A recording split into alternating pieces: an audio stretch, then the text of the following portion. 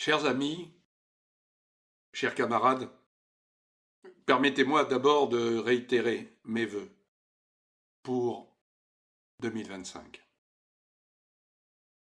Aujourd'hui, je vais beaucoup disserter autour de cette insécurité qui devient de plus en plus inquiétante et dramatique. Mais d'abord, un petit coup de crécelle, pour ne pas que vous oubliez que nous sommes, pour la bien-pensance, les lépreux du système.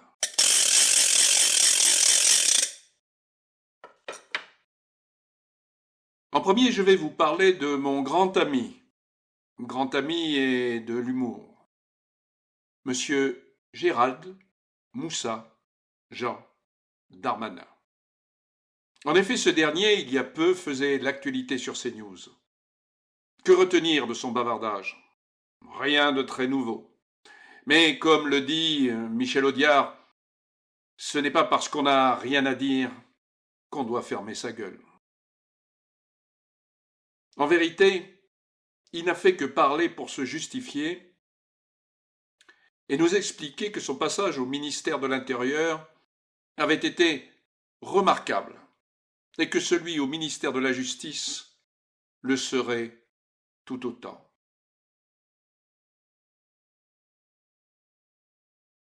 Chers amis, je ne sais pas si vous le savez, mais notre garde des Sceaux a été l'objet de 2 plaintes, l'une pour viol et l'autre pour harcèlement en 2017.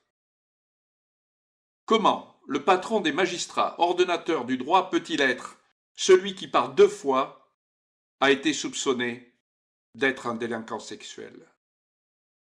C'est une question de morale absolue. Mais la morale, sous ce régime, existe-t-elle encore?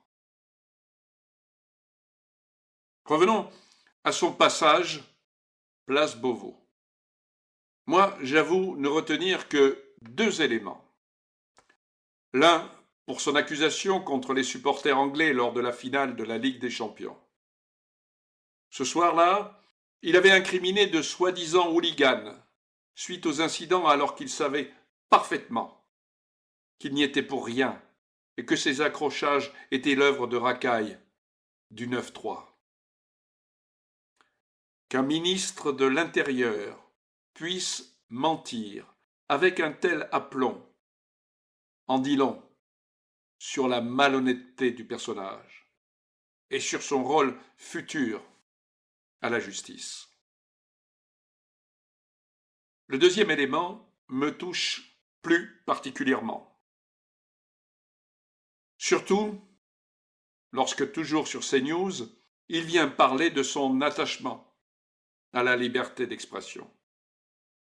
En effet, je n'oublie pas que c'est Darmanin, par le biais d'un arrêté du préfet de police de Paris, qui a interdit notre marche du 13 mai 2023. Je rappelle que dans cet arrêté, il nous était notamment reproché la phrase suivante. À chaque fois que le monde musulman s'établit dans un pays, il cherche à le conquérir, à le soumettre. Aussi, notre intention est très claire et sans appel. Nous utiliserons toutes nos forces pour ne pas arriver à un tel résultat qui signifierait l'anéantissement de notre patrie et de ses valeurs. Ces mots, simples, clairs et réels, pour le chef de la police parisienne, constituaient une incitation à la haine raciale et à provoquer des troubles à l'ordre public. Pourtant, nous ne parlions pas de race, mais de religion, et critiquer une religion n'est pas interdit en France, que je sache. Quant à la soumission à la religion musulmane, elle s'exprime dans les textes du Coran à travers la notion de dhimmi. D'ailleurs, les exemples historiques ne manquent pas. Ainsi, la chrétienté s'est vue, au cours de l'histoire, remplacée par la religion musulmane dans de nombreux pays. À Byzance, en Égypte, dans les pays du Moyen-Orient et du Maghreb, en Albanie et dans bien d'autres pays encore.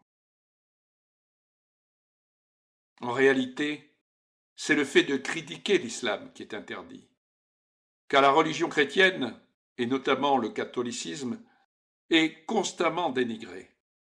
Et pourtant, cela n'est pas un motif de sanction.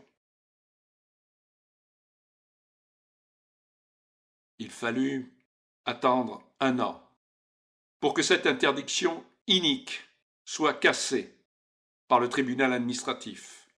Mais en attendant, notre manifestation avait bien été bannie du trottoir parisien.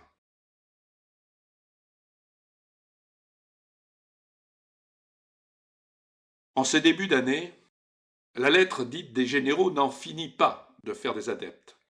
Ce sont plusieurs responsables, tant militaires que civils, qui ont mis l'accent sur le délitement de l'État dans le domaine de l'insécurité, notamment en zone gendarmerie. Ainsi, le général d'armée Hubert Bonneau, commandant la gendarmerie, brosse sur 3 pages un état des lieux. Il écrit notamment: l'environnement stratégique se durcit. Dans sa défense, sa sécurité et sa stabilité, notre pays connaît un point de bascule. À l'extérieur, les conflits et les menaces se multiplient. Les actions souvent hybrides de nos compétiteurs nous prennent pour cible. À l'intérieur, les tensions augmentent et se superposent aux urgences opérationnelles. Comme on le voit d'ailleurs en ce moment même à Mayotte, où nous sommes toujours fortement mobilisés. Dans ce contexte, l'objectif est de préserver le centre de gravité du pays, la cohésion nationale, en tout point du territoire national et notamment outre-mer. Face à cela, je veux insister sur notre lien avec les armées et sur l'enjeu structurant de la DOT, défense opérationnelle du territoire. C'est une priorité. Voilà des remarques empreintes d'une grande lucidité. On en aurait même pu envisager qu'il co-signe ma lettre. Hélas, le doigt sur la couture du pantalon n'est jamais très loin lorsqu'on a de telles responsabilités. En effet, son propos se termine par « Depuis l'invasion russe en Ukraine, la possibilité d'un conflit armé et d'une agression du sanctuaire national doit être sérieusement envisagée. »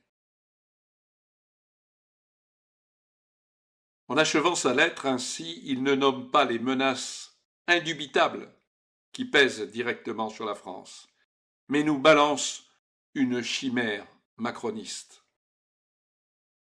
Les menaces, elles sont ailleurs. Elles sont face aux Comores pour Mayotte, face à l'Azerbaïdjan pour la Nouvelle-Calédonie, face aux infiltrations venant du Suriname et du Brésil pour la Guyane, enfin face aux forces du M13 soutenu par le Rwanda, qui s'en prennent aux intérêts français pour la République du Congo. Mais surtout, elles viennent avant tout de l'Algérie, qui est une menace pour 3 raisons. Premièrement, géographique. Ce pays est proche de la France, seule la Méditerranée nous sépare. Deuxièmement, gouvernementale. Le président algérien a institué une rente de haine vis-à-vis de la France, haine qui lui permet de masquer ses errances économiques. Et Dieu sait si elles sont nombreuses.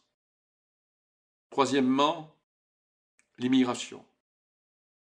Le nombre considérable d'Algériens ou de Franco-Algériens en France, de l'ordre de 6 millions. Ce nombre si demain la situation atteignait son paroxysme, pourrait constituer une cinquième colonne susceptible de se former à partir de ces millions d'immigrés. Ces cas de figure, le général Hubert Bonneau aurait dû les aborder. Hélas, tenu par la vision présidentielle, il n'a pas jugé utile d'y faire allusion. Heureusement, de manière plus tangible, il s'est aussi exprimé à travers des chiffres révélateurs, des chiffres qui font froid dans le dos. Il a notamment annoncé que 10 000 gendarmes avaient été blessés dans le cadre de leur service au cours de l'année 2024, précisant que sur ce total, 5 300 avaient été blessés lors de leur mission, ajoutant que cette dernière année, 63 gendarmes avaient fait l'objet de tirs d'armes à feu. Sur RMC, il a déclaré « Pour la première fois, on va atteindre un chiffre symbolique. 1000 gendarmes ont été ciblés ou agressés par arme blanche ou arme par destination, notamment par un véhicule. Actuellement, un gendarme fait face toutes les 20 minutes à un refus d'obtempérer. C'est la réalité du quotidien des femmes et des hommes qui servent en gendarmerie. Ce terrible constat est loin d'être le seul. Il est validé par un rapport dévoilé le 23 janvier par 2 sénateurs de la délégation aux Outre-mer. Ceux-ci ont dressé le constat d'une insécurité alarmante et multiforme dans la quasi-totalité des départements et régions d'outre-mer. Les statistiques des crimes et délits hors métropole sont en effet en forte hausse depuis 10 ans. Et la tendance s'accélère, inquiétant ces sénateurs. Ils évoquent par exemple une hausse des homicides de 14% et de l'usage des stupéfiants de 37%. Ceci entre 2022 et 2023. Ainsi, alors que les Outre-mer ne représentent que 4% de la population française en zone gendarmerie, ces territoires représentent 25% des atteintes aux personnes et 30% des homicides ou tentatives d'homicide auxquels ont affaire les gendarmes. Par ailleurs, 50% des vols à main armée et 25% des atteintes aux personnes s'y déroulent. Le rapport s'alarme aussi de l'influence du narcotrafic, qui fait de l'outre-mer des zones de transit ou de rebond, et de la porosité des frontières françaises. Ainsi, 50% des saisies de cocaïne ont été effectuées dans les Antilles-Guyane, liste le rapport. Philippe Basse et Victorin Lurel ont insisté également sur le fait qu'une partie de cette violence ultramarine est une violence importée, avec depuis de nombreuses années une immigration hors contrôle. Même si l'État n'est pas resté inerte, et si les moyens en gendarmes, en policiers, en magistrats ont augmenté, il n'y en a pas suffisamment, a déclaré le sénateur Lurel durant sa conférence de presse. La première priorité est de s'attaquer à la délinquance du quotidien, estime le rapport. Dans ses recommandations, il parle de densifier l'implantation territoriale des forces de sécurité et de renforcer le nombre d'enquêteurs et de magistrats outre-mer. Concernant l'immigration clandestine, spécifiquement à Mayotte, où elle est hors norme, avec plus de 50% d'une population d'origine immigrée submergeant le territoire, le texte préconise la mise en place d'un rideau de fer face aux Comores, avec l'engagement de tous les moyens nécessaires et le déploiement d'un système global modernisé de détection et de surveillance. Radars, drones, surveillance aérienne, caméras longue portée. Ceci associé à davantage de moyens nautiques. La Guyane n'est pas en reste, avec sans doute plus du tiers de la population immigrée. Ces remarques sont d'autant plus notables qu'elles sont faites par deux sénateurs de bords opposés, l'un LR, l'autre d'obédience socialiste. Le rapport souhaite enfin durcir l'emploi des forces armées et en cela, il rejoint le général Bonneau, notamment contre l'orpaillage illégal en Guyane. En activant le dispositif de défense opérationnelle du territoire. Voilà de nombreuses années que je parle de l'obligation de restaurer la DOT. On voit bien à travers ces deux écrits qu'elle redevient une nécessité absolue. Et pourtant, rien n'est fait depuis la lubie du président pour une future guerre conventionnelle. Pour terminer, je vais changer totalement de sujet. En effet, je ne peux pas passer à travers l'acte ignoble commis par des rebuts de la société qui ont vandalisé à coups de masse la tombe de la famille Le Pen. Je parle de la famille Le Pen car l'acte avait pour but non seulement de s'attaquer à Jean-Marie, mais aussi à ses parents, à ses grands-parents et à toute sa descendance.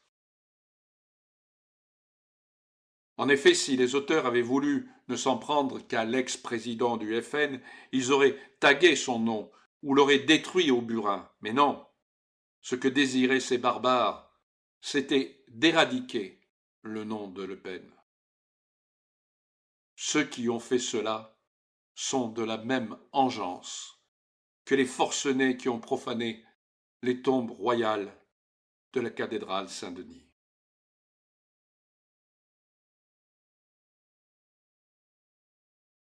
Quand Charles Quint arrive en vainqueur devant la tombe de Luther, on lui propose d'exhumer le réformateur. Il répond : « Je fais la guerre aux vivants, pas aux morts. » Aujourd'hui, certains font aussi bien la guerre aux morts qu'aux vivants. Voilà, mon bavardage est terminé. N'oubliez pas, pour ceux qui ne l'ont pas encore fait, d'adhérer à Place d'Armes et de vous inscrire au comité de vigilance patriotique qui se développe notablement partout en France. Je vous souhaite une belle et bonne journée. À bientôt pour un prochain tambour battant qui sera notamment consacré à Mélenchon et à sa stratégie de rejouer 1789 pour prendre le pouvoir. Merci pour votre écoute et au revoir.